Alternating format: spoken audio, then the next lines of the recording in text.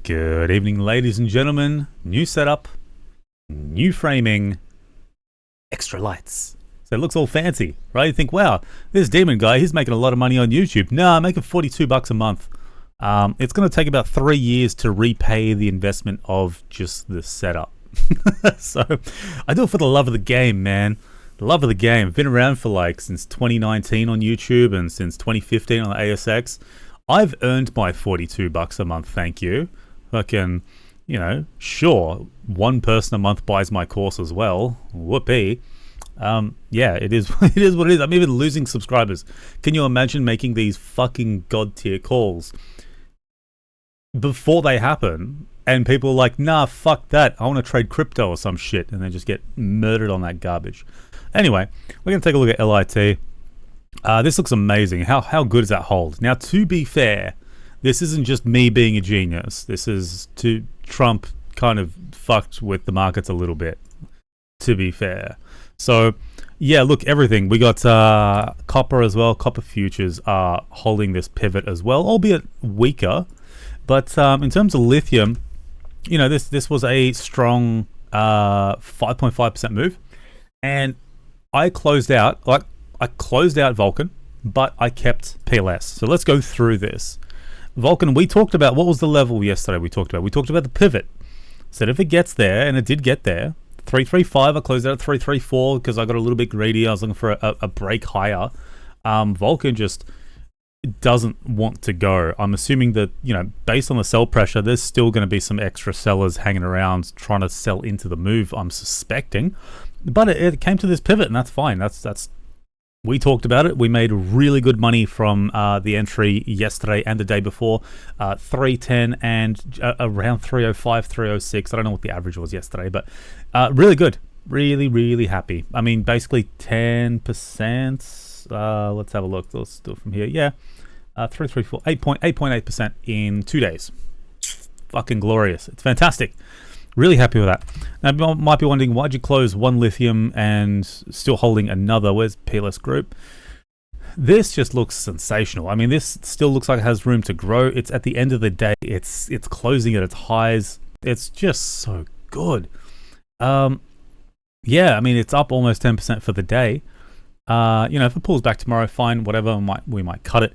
But yeah, look, getting to $6.80, $6.73, that kind of range. We'll start cutting at $6.73. It looks great. It's so strong, so strong. We're already up almost 15% in 2 days. 2 days, ladies and gentlemen. Who makes calls like this before they happen? Who? Sure, Trump had something to do with it, but fuck you. I'm the one that executed the trade and planned it. So I'm good at what I do, guys, I think.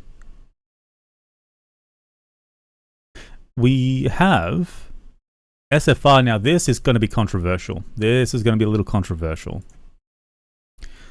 I shorted this. Yep, I shorted it. I did it.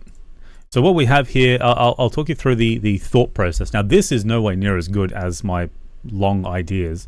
I'd rather not short swing, but I thought there's an interesting idea here, and I kind of want to talk you through it.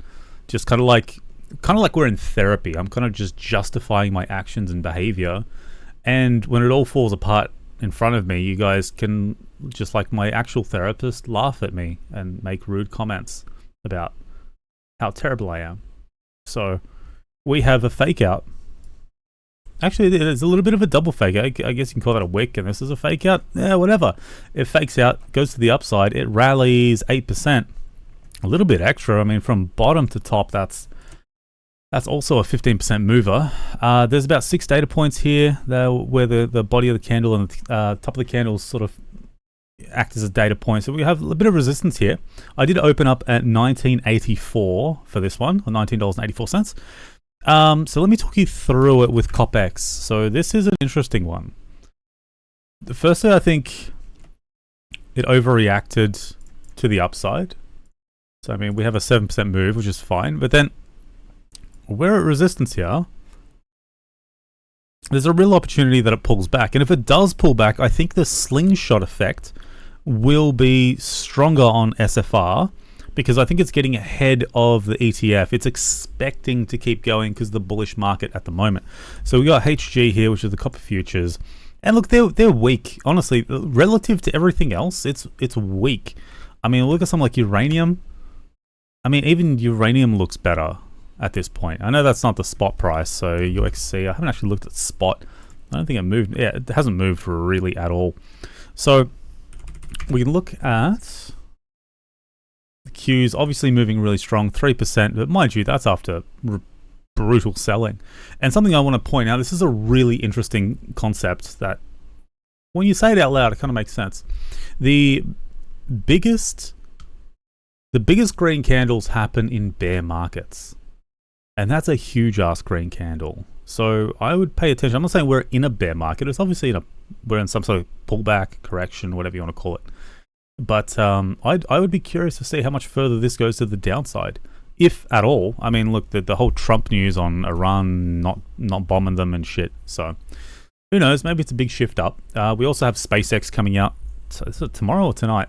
Won't be touching that, but yeah. So there's a whole lot going on, and this SFR short seems like suicide. Maybe it is rising tides lift all boats. Maybe it is still just a green day. Maybe CopX just keeps going to the upside, and I just get murdered on this trade because it just gets back into range.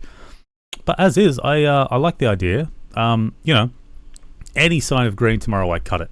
I'm pretty sure that's the play at this point, because any sign of green on CopX will be green on the stock SFR. So yeah, that's the play. Holding PLS.